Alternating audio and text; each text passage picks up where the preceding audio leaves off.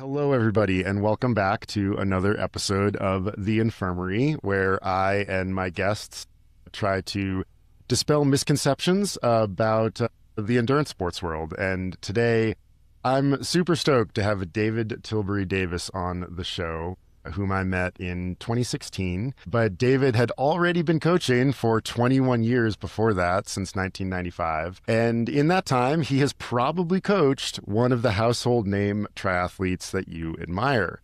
The athletes he coaches or has coached in the past include Ashleigh Gentile, Josh Amberger, Skye Moench, David McNamee, Bart Arnouts, Lionel Sanders, Leslie Smith, Cody Beals, Matt Hanson, Corinne Abraham, and many, many more. David employs evidence-led coaching versus evidence-based, and his coaching philosophy of success rooted in knowledge comes from that approach. In coaching many of the world's best for 3 decades, David combines technical and physiological expertise with a truly nuanced understanding that every athlete and every body is different, thus requiring a different approach. At present, he lives and works and raises his family in Finland, and you can find him at Tilbury-Davis.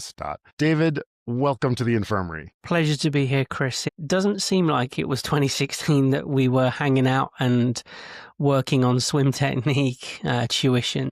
Time flies by when you're having fun, as they say. And thank you for the introduction. It's kind of a bit humbling to hear all that. Well, you do have a very impressive palmares, and that's like, I think that's one of the things that I find so admirable about you is that you have worked with many of the world's best, but you are one of those coaches who sort of flies under the radar a little bit. And I remember this just great conversation we had at that Swim Smooth clinic. We were out for dinner, and that's where I first heard you say evidence-led, not evidence-based. And I was wondering if you could just explain the difference and why you prefer the former over the latter. Yeah, I think a very reductionist view of it is that sort of evidence-based is there is absolutely no allowance for intuition or sort of gut feeling instinct based on experience of coaching a lot of different athletes. Everything has to be very based on sports science, sports psychology, and those sorts of things. I mean,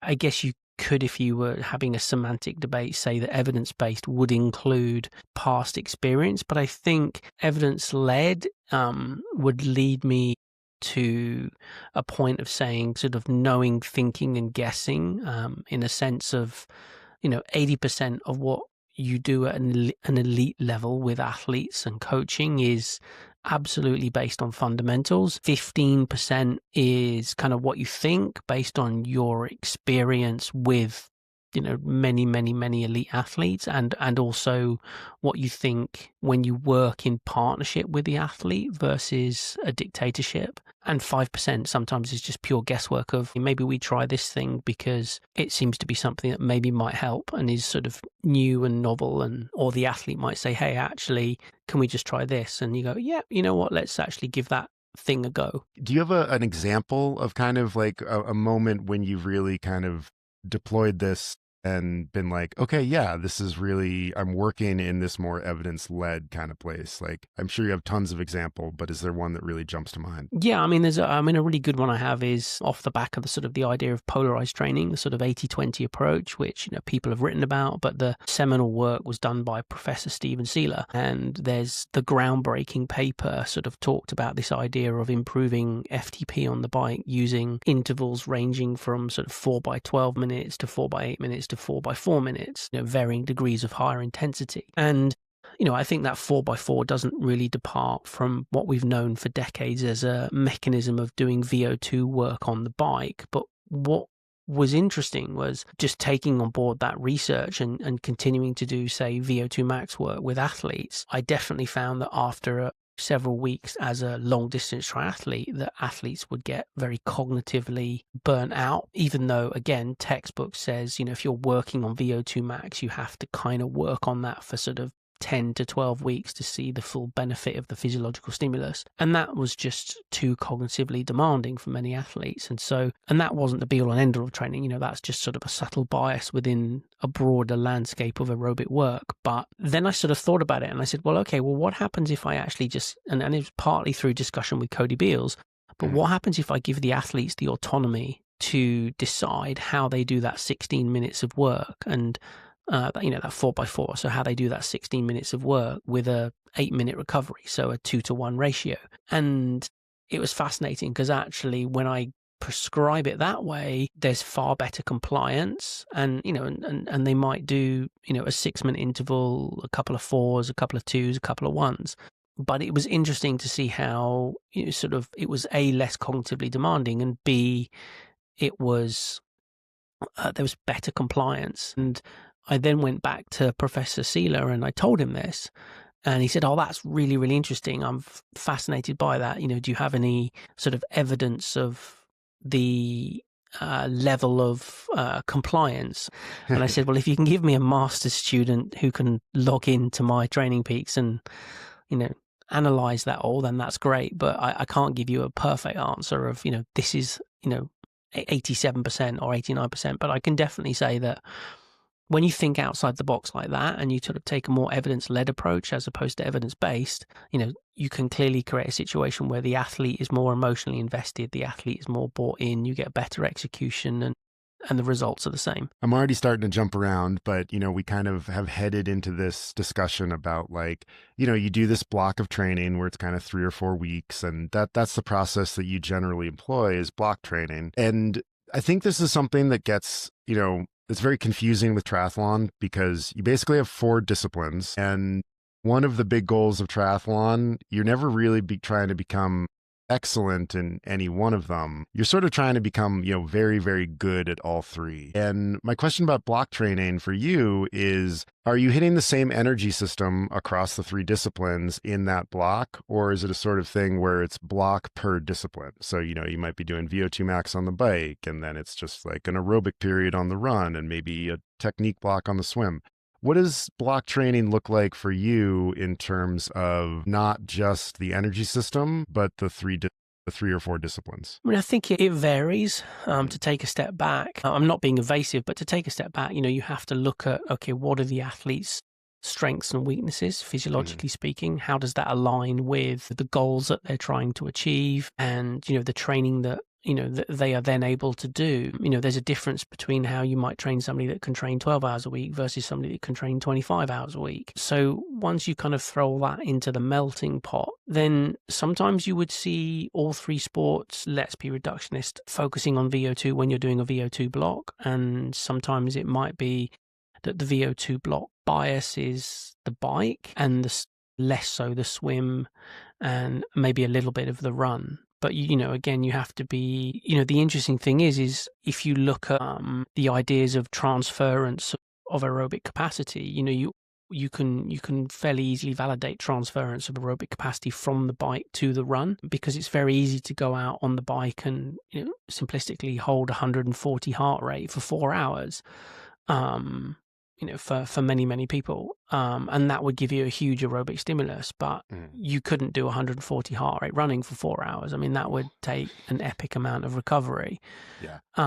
Because, the cycling is non-weight bearing, so you don't get the same transference effect. And so that's where, if you're applying the equal mentality of I'm going to do this amount of VO2 work on the run and this on the bike and this on the swim, then you are going to crush the athlete. So contextually, there'll be variance within the disciplines, even if the block has a focus of VO2 work. One thing you just mentioned, is just about figuring out the athlete that you have in front of you. And, I'm not going to throw the coaching philosophy question at you because that's sort of a non-question for good coaches about, we always, we suit the training to the athlete. But can you talk a little bit about your discovery process of how do you assess what kind of athlete you have and what they're good at and what they are limited at and all of that? What does that process look like with you? I think you have to look back at past training, and you have to talk with the athlete and discuss with them what they feel they responded well to and what they feel didn't work well. And then, if you've got access to past training, you can contextualize that and go, okay, right, I can see, that you said that you didn't respond well to that, but I can see at the same time you were doing this other thing that probably put you underwater from a recovery perspective. Then I would do some testing. personally, you can take all sorts of different ways of testing. I think the important thing is whether you use a tape measure, a 30 centimeter ruler, a 12-inch ruler, a piece of chain that's, 1 furlong long or 1 chain length long. I'm using metaphors here, but you get my point that as long as you measure with the same thing, it doesn't really matter. So I kind of, with all the years of experience that I have, I kind of chuckle when I hear coaches arguing over, well, I use this training zone philosophy because it's better.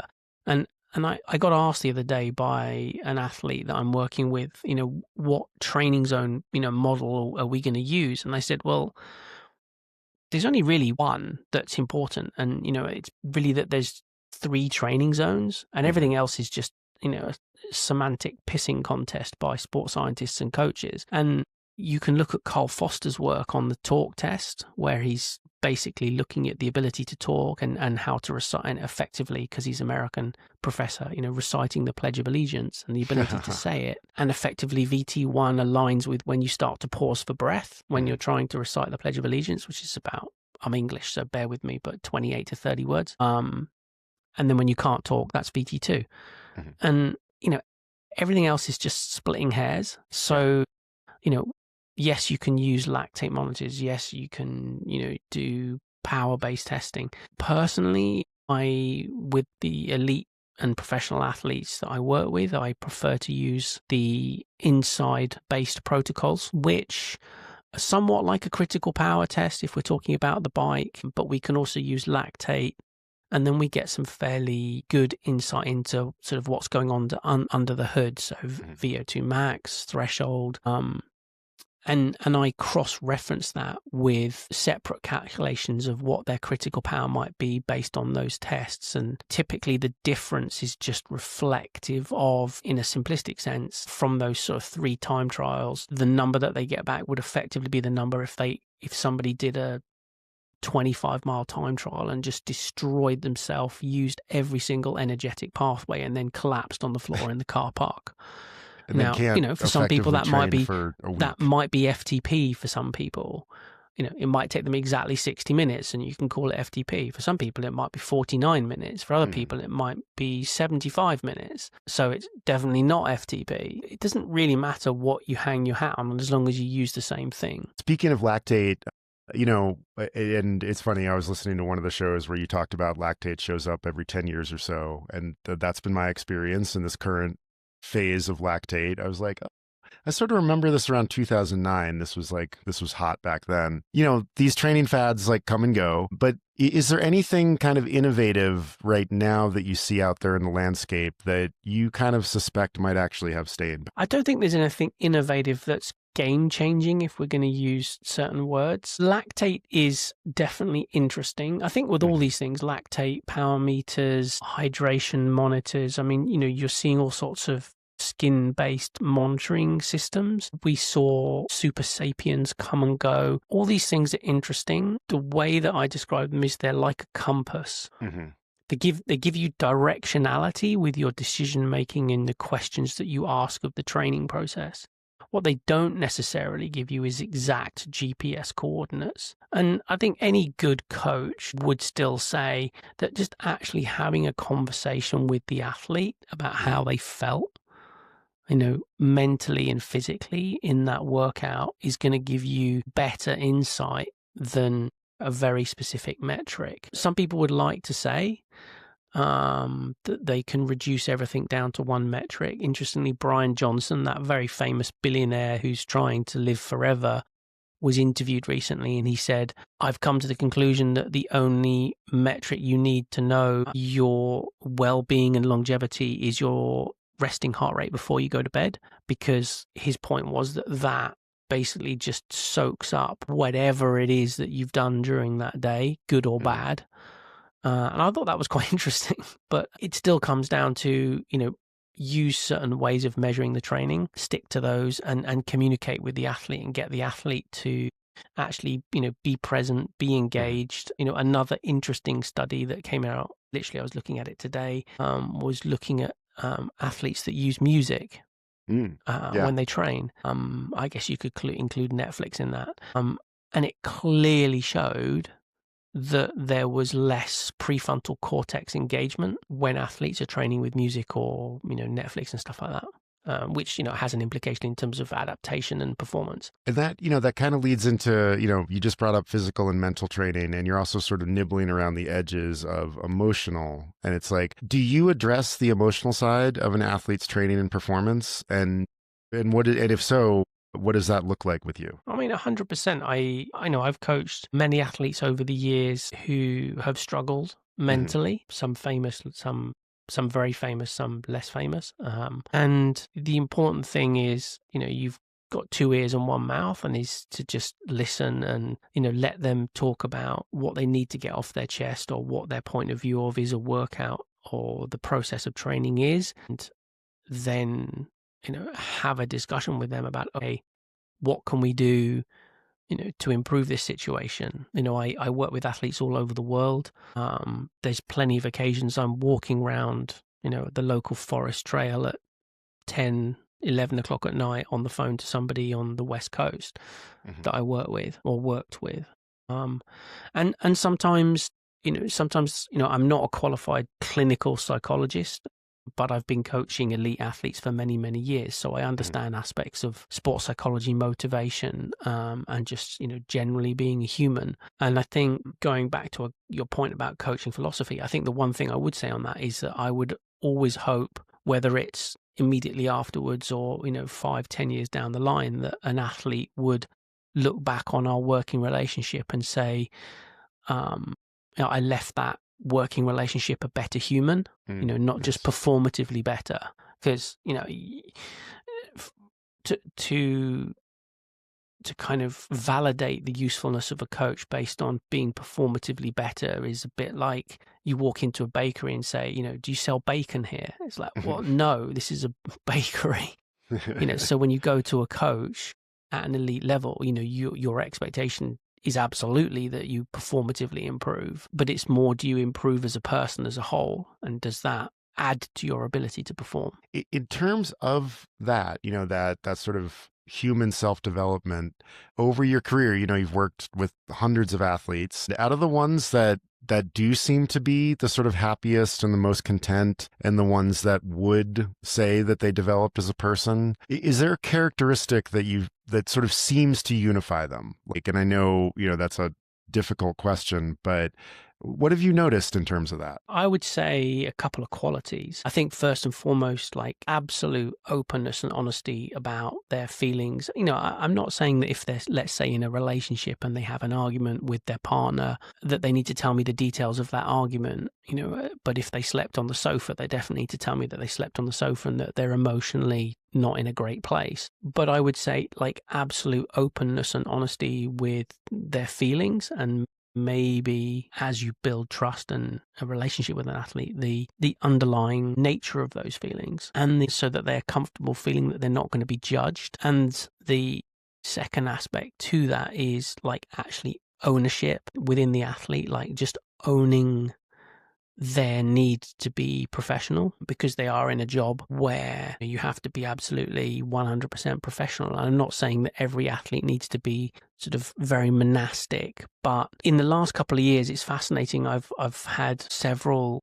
young pros approach me to be coached, and one of the questions I had from one was, tell me the one thing that I need to do to be to perform better, to succeed more. And I said, be like as absolutely professional as you can be. And what I mean by that is, your eating habits, your sleeping habits, your protection of your recovery, your ability to say no to your friends, to social events.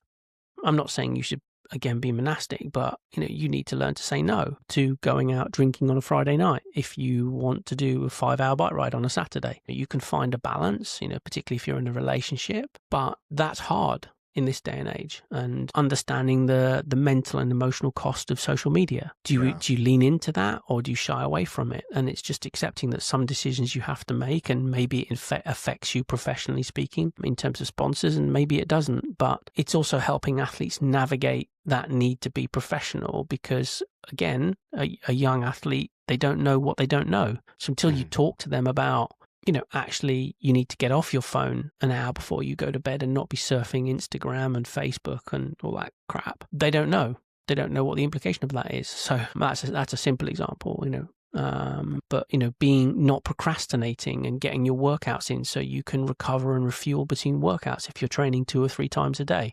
Just, it seems really basic, and I guess a lot of older retired athletes would sort of look maybe today and go, why are things so difficult? And I would say that that's simply because societally we've evolved into a very distracted culture, and the commitment to being a professional athlete, whether you're, hold a professional license or whether you're an amateur trying to be the absolute best version of yourself, it takes a huge amount, a lot of sacrifices. And actually the reality is nobody cares. Nobody's going to remember your race results in 10 years. What they are going to remember is, did you impact on people? Did you make a fundamental difference? I remember having a conversation with Catriona Morrison, who was a very, very famous duathlete and triathlete, coached by a friend of mine. And when she retired, and, she'd been top 10 in Kona, she'd won multiple world duathlon championships, represented, her country many, many, many times. And she's Scottish, and she said, if I go into a school and I talk to the children, and Scotland having one of the highest child obesity levels in the world, and I actually talk to them about, a healthy lifestyle and being active, and maybe one kid in that room, decides to take up exercise and become healthier, that's far more important and meaningful than this world title. And she has a point. I think sometimes we forget the influence that we might have on others. I've one friend and ex-athlete who I coach who, does swim run races, and I did like this absolutely insane swim run last year, and had to DNF due to injury, and just the outpouring of love and support on social media that they got,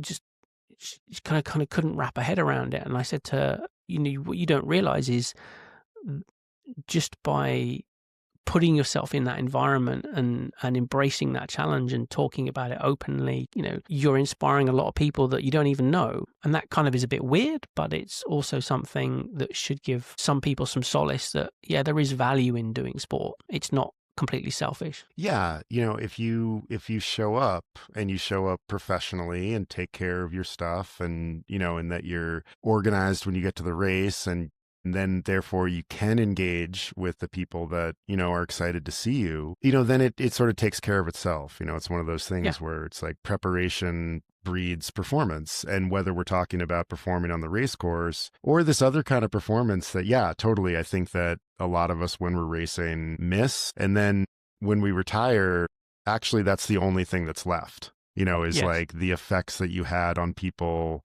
where they're like, hey, you stopped to talk to me after a race, 15 years ago, and it really meant a lot to me. And you're like, oh, whoa, okay. Yeah. I'm glad that I took care of those little professional details to make that possible. I mean, absolutely. And that's kind of where I try my absolute best as a human being to be as a coach. Is, I'm trying to genuinely help people, realize just how brilliant they can be as a person and as an athlete. And interestingly, a very common discussion I have with the very top elite athletes and people that are just as elite minded is this idea of, what's the difference maker? And, you can have this debate about talent breeds trauma and all these kind of things. But the reality is what I see is the difference between the ones that are truly, truly successful and the ones who almost successful is, and I choose my words carefully when I explain it like this, is the ones that absolutely succeed, and you see this across all walks of life, is they take all of the imposter syndrome and anxieties that they have, and they sort of combine that with sort of self-awareness and introspection that they have about how their body feels under duress, and they turn that into the fuel for the bonfire of succeeding. The athletes that don't reach that sort of pinnacle, or, corporate individuals that don't reach that pinnacle, they take all of that imposter syndrome and anxiety, and it becomes the bonfire that consumes their ability to succeed. And there's a subtle difference. Yeah, it sounds like the second ones, they sort of internalize it. and then Yes, the former ones externalize it. correct. It's like dealing with a breakup. Do you decide that this is your fault because of the things that you screwed up, or are you able to be like, this just didn't work for the other person, it's nothing about me? Well, I think it can be both in that situation. I think it can True. be your fault, but I think if you come to that realization and you accept it and you grow and learn from it, in the same way that an athlete would look at their failings in a race and say, okay, what could I do better to perform better? Then it's the same thing. Interestingly, I've said this before, but I recall listening to an interview with Bradley Wiggins, who's a very famous cyclist, talking about his friend Sir Chris Hoy, who won 10 medals in the velodrome for British cycling, more medals than anybody else. And Bradley said, the interesting thing about Chris is he could be on the top step of the podium, national anthem playing, gold medal round his neck, world record on the scoreboard. And in his head, he'd still be going, yeah, maybe if I just worked on my grip out the start gate, I could maybe get like an extra 5 watts out the start gate. And you'd think about that as an example and go, that's messed up. But the reality is that like 95% of high performers are like that. And I think many people that are striving to be high performers are not willing to embrace the fact that that's normal. That's perfectly normal. Yeah, and you just need to lean into it. That obsession with process, rather than outcome, which is, I think, one of the things that, like, people look at professionals and think, oh, they're all trying to win. And it's like, no, they're trying to perfect a process, when it's sort of happening in a healthy way, I think, where they're really focused on that, like, oh, I just really want to fix this puzzle. And then because they work on the puzzle so much, the results follow. Yeah, exactly. Yeah. Is there a training misconception that you bump into like more than any other? And if there is, do you have an answer that you've kind of evolved to address it? I think probably the intensity is the panacea to progression. Sometimes what people just can't accept is the mundane consistency of fairly simple training that's backed up week in, week out, is what creates success in the long term. I mean, we can talk about the Norwegians. I've listened to Arild talk. I've seen interviews with, the guys, and people talk about, the Norwegian Method. Brad Culp's written a book about it. The Norwegian Method, double threshold days. And what people forget is that it's a very different culture in Scandinavia. And actually, what those guys did was spend, nearly a decade with a pretty heavy bias to a massive amount of aerobic work. And what they were educated on and they espouse is an incredible level of professionalism. Now, I would argue that it's those latter two things that are the difference maker. It's not this so-called training methodology, because if you're going to hold that argument to a high standard, then why is there not a book written about the Leeds method, under Malcolm Brown's tutelage? Because Leeds just produced like so much success in the triathlon world, the Brownlees and many others for over a decade. So why is there not a book about that method?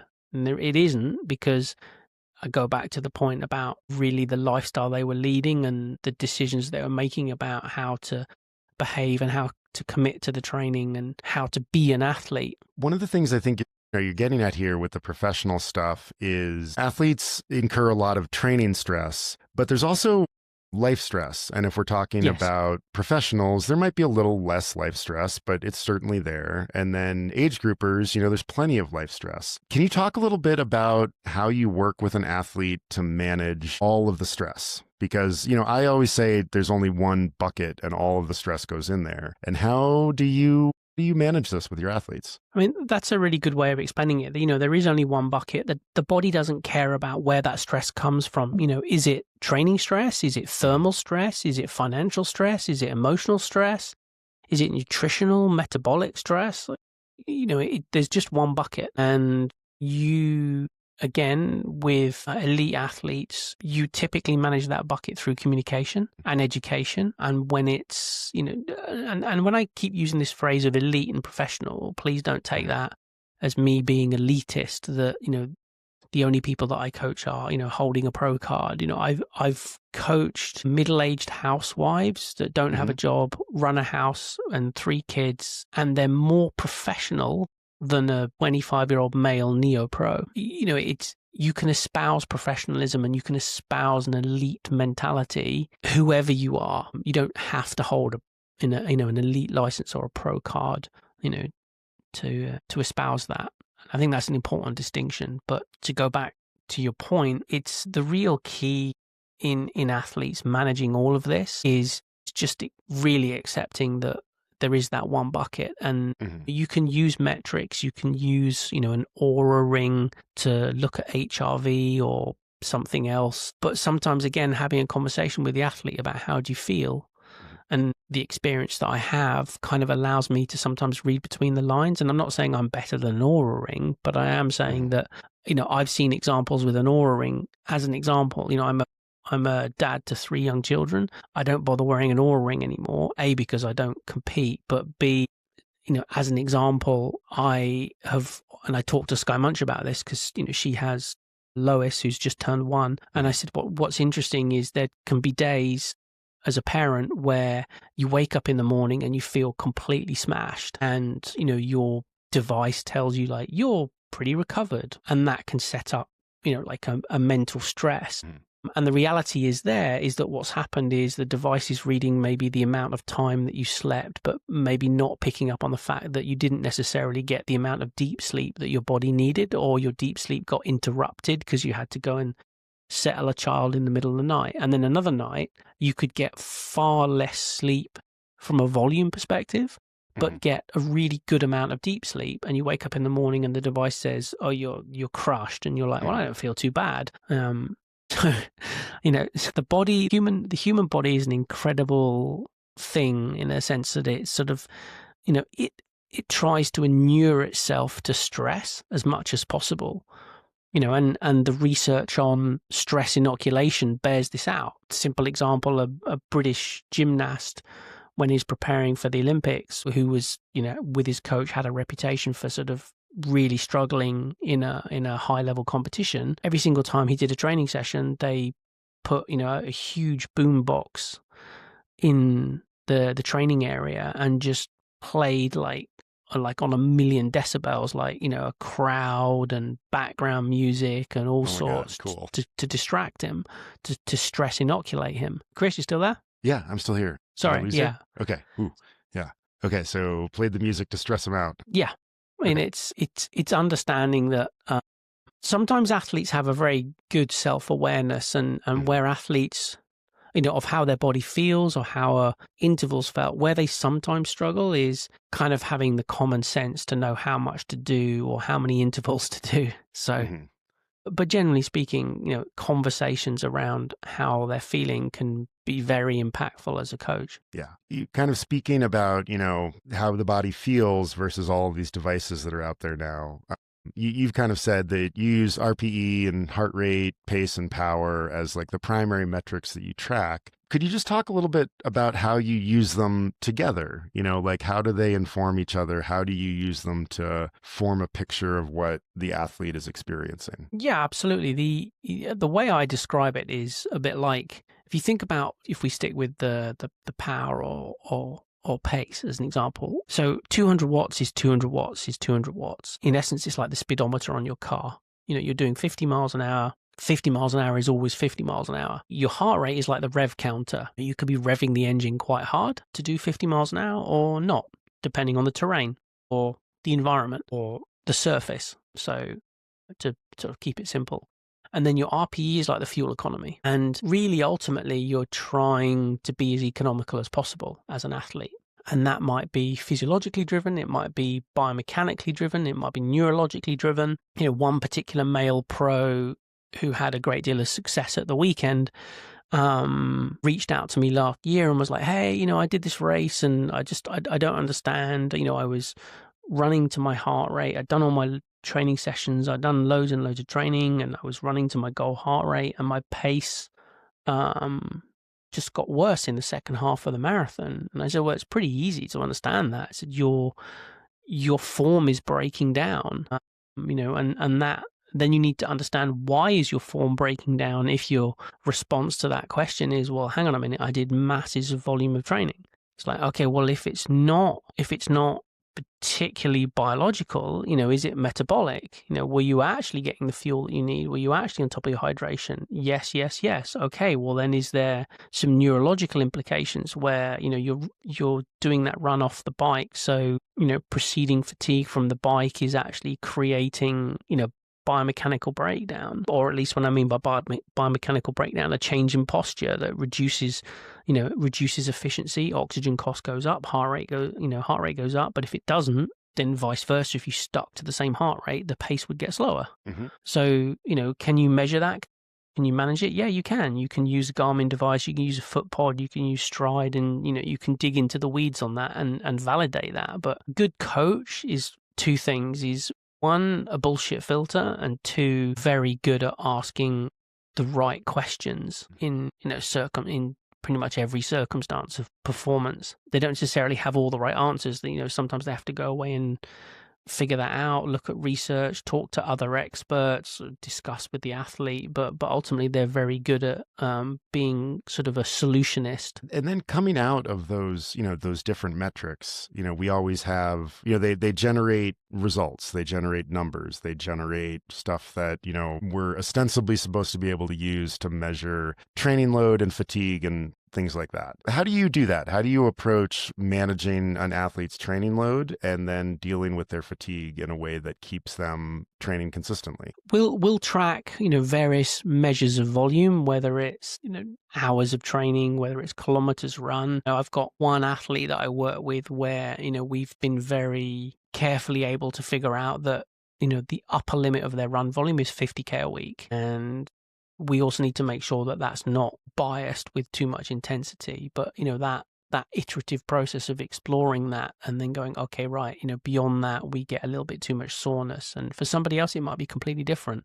And that's the fascinating thing, with athletes, is you have to be very careful as a coach that you don't get stuck into sort of like very fixed heuristics, because elite athletes are the 1% of the 1% of the 1%, physiologically speaking. So sometimes the way they achieve success can be very different. And I can give you a really good example of this. At one point I was coaching two male pros, physically very similar, not too much difference in height, not too much difference in build, relatively similar aerodynamically speaking, performatively very similar, give or take a few minutes. And, one athlete from a parasympathetic stress perspective, like on the Tuesday before an Ironman on a Sunday, would want to ride the entire bike course at goal power. And then, which a lot of people would say is completely insane. And then the other athlete would literally say to me, you can give me whatever appropriate training volume we need to do, but I think that I feel best and freshest, or parasympathetically stress stimulated, when the absolute maximum amount of Ironman power that I do in the week leading into the race is 8 minutes in total. Yeah, two very, it's very like, as a coach, pictures. And when I was in that situation, it somewhat blew my mind, but I just also was like, that's the beauty of working with the very best in the world, is they are very unique, mentally, emotionally, physiologically, and learning to navigate that is, it's fun and challenging. And, coaching very elite minded individuals is not necessarily like trying to find 20 needles in a haystack. It's more like trying to find one needle in 20 haystacks. That sounds awful. That sounds very difficult. I mean, as long as you're getting the fundamentals right, I go back to that point about knowing, thinking, guessing. It's like you get 80% of it is fundamentals. It's professionalism, fundamentals, basics. The other 15% is, okay, well, what has the 30 years of coaching taught me that, is a good thing to do and a bad thing to do? And the other 5% is like, yeah, maybe we should try this with this athlete. And then, when we're talking about fatigue and training and all this stuff, sometimes there's kind of a push and pull between coach and athlete about the timeline to the desired outcome. Mm-hmm. And, the sort of traditional one is the athlete would like it to be sooner and the coach would, usually like it to be a little later. Can you tell me about, like, how do you discuss that timeline with your athlete and then arrive at like a shared understanding of what the timeline is going to be?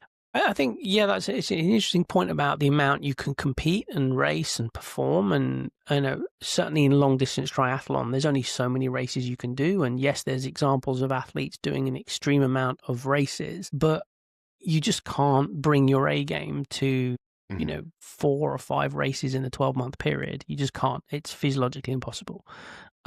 What you need to understand is, how quickly does this athlete respond to certain stimulus and how does that impact on that timeline? So what's interesting to me is in the last few years post-COVID, and definitely in the first 18 months post-COVID, and I'm just as guilty of it. I can accept that. But a lot of athletes that I coach were really I've got to race. I want to do this race. I want to do that race. And I sort of somewhat enabled that. And then, after a period of time, we sort of look back and go, okay, in that period of time of doing maybe kind of 1 or 2 races too many in a 9-month period, you got really race fit, but you lost a significant amount of underlying aerobic fitness. And, actually, if we'd just done maybe 2 less races and done some better blocks of aerobic work, you might have performed better in some of those races. But athletes are trying to make, our sport is so niche.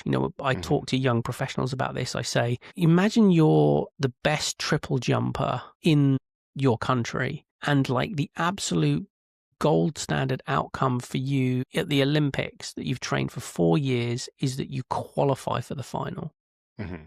And your governing body is okay, great, here's a plane ticket, have fun, and that's all that you get. You're probably working part-time, maybe full-time, living with parents, relying on a trust fund, a partner, parents. It's incredibly hard. And so sometimes decisions to race can be driven by the wrong decisions. And that's where, as a coach, you have to step back and say, hey, actually, I don't think you should do that as a race schedule. I had that, I could probably comfortably say I've had 1 or 2 coaching relationships terminate because we've just not seen eye to eye on that. And I said, look, I don't think that's a good business decision. I don't think it's a good performance decision. And, in one instance, one of those athletes ended up injured. And it's well, I hate to be saying I told you so, but I told you so. That's, and I'm, I'm not perfect. I said, I've allowed athletes to race maybe a bit more than they should have. And within about a year, it was pretty easy for the athlete and I, for athletes and I to realize this and us take a step back and say, okay, we need to kind of just not do that race, go away, spend a couple of weeks doing a massive amount of aerobic volume.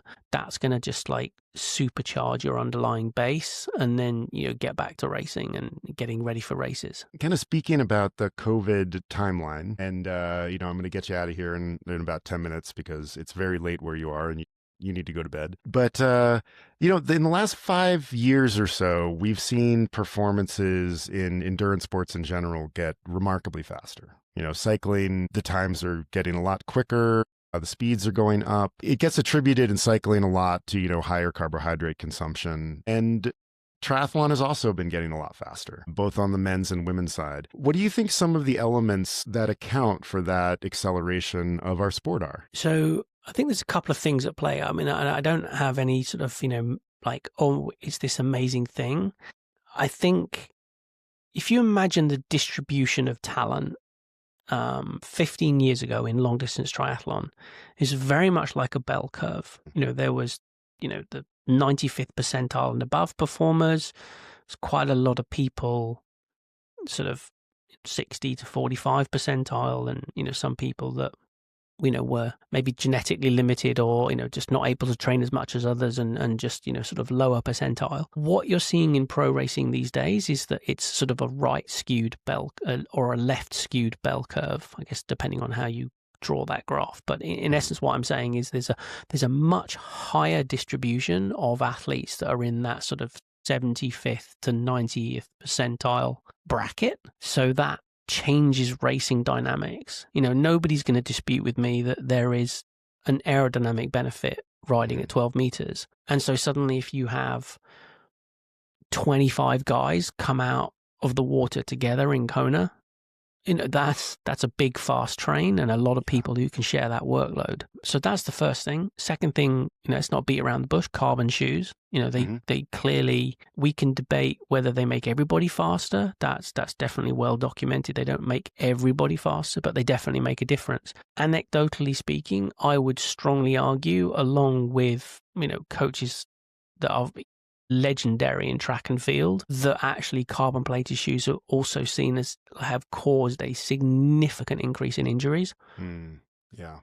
And you can argue about whether that's misuse, abuse. Fact, I've seen more hamstring, quad, sacral injuries in endurance athletes in the last 5 years than I've seen in the 20 years preceding that. Now, you can argue that maybe just social media has driven that awareness, but I think that's only a small part of the difference. So I think that's another factor at play. Equipment, definitely equipment's maybe got a little bit better. And I just think people, at an elite level, they're becoming more and more professional. It's pretty much all the top athletes are, they're going to the wind tunnel.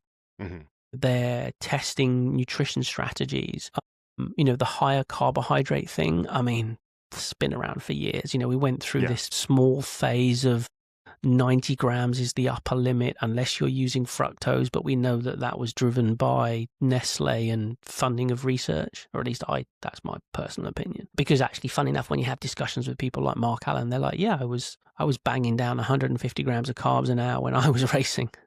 So there's nothing new there. People are exploring sodium bicarbonate, and sports science tossed that out the window 20 years ago, 10 years ago. It might make a small difference for some people. I do think just harping on about this fundamentals and professionalism, like sleep quality, just nutrition. People ask me how shall I improve my nutrition? And I say, live by this rule. If you can harvest it or you can kill it, you can eat it. What does that mean? It means you shop around the outside of edges of the supermarket. It means you absolutely steer clear of anything that's processed. And that's actually hard. And it's expensive, and that's another implication. So, but I harp on about these fundamentals and professionalism, and that's the reality of it. That's a big piece of the success you're seeing of, equipment choices, people being, going to wind tunnels, just depth of talent. So our sport is definitely evolving, and people are pushing the boundaries. But it's a bit like Roger Bannister. Nobody thought the 4-minute mile was possible until he was just like, well, I can do it, and went and did it. Yeah.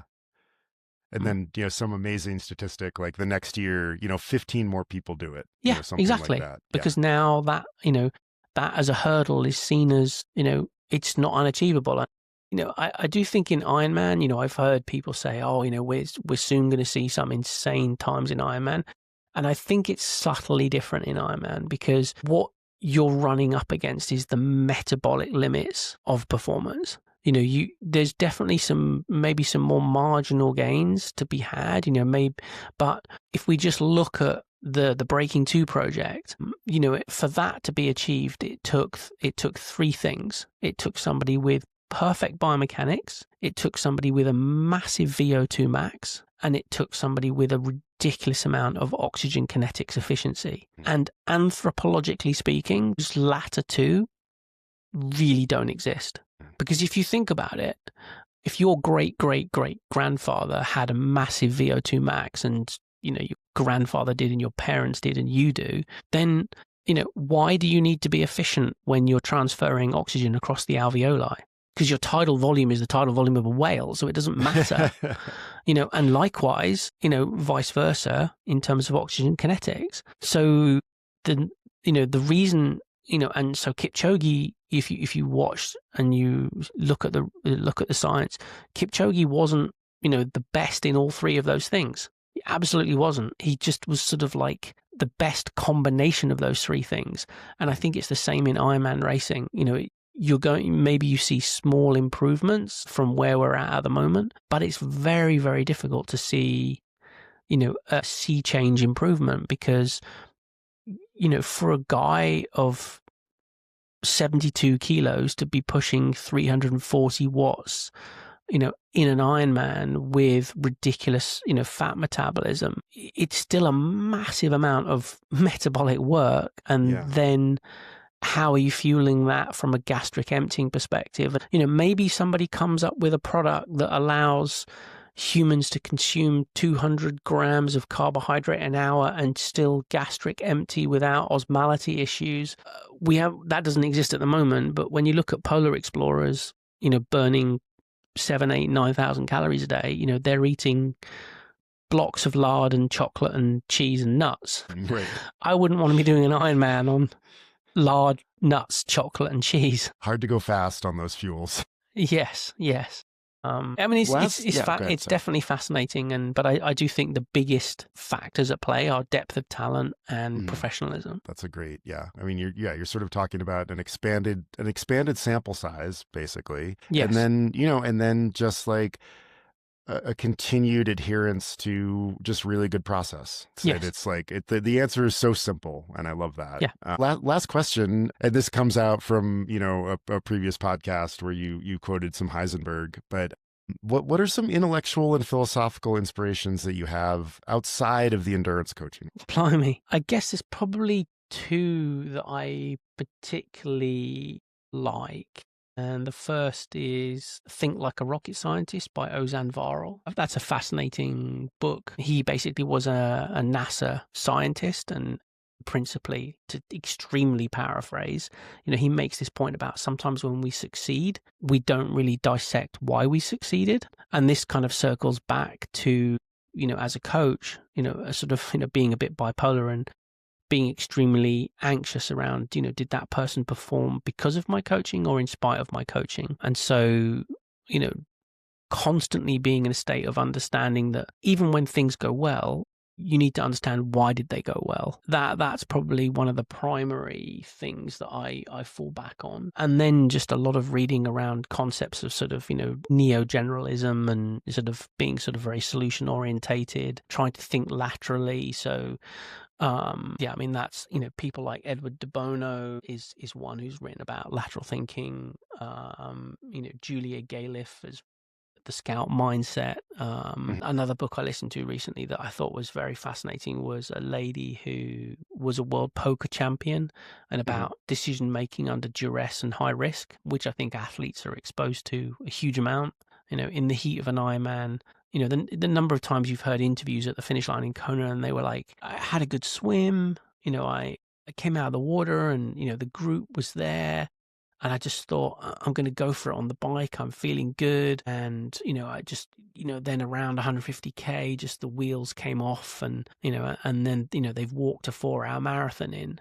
It's like, well, there's probably a reason for that, you know, you didn't understand your poker hand from a physiological perspective. And this is a phrase I use with athletes is, you know, understand your poker hand, physiologically speaking. You know, if you know, how your body works, how your body responds to certain race scenarios and certain strategies and tactics and implications in terms of fueling and hydration, you know all 5 cards in your hand and you can bet and bluff, take some risk accordingly. But I'd wager that a lot of pro athletes or elite amateurs, sometimes they're playing with, 1 or 2 or even 3 cards face down on the deck.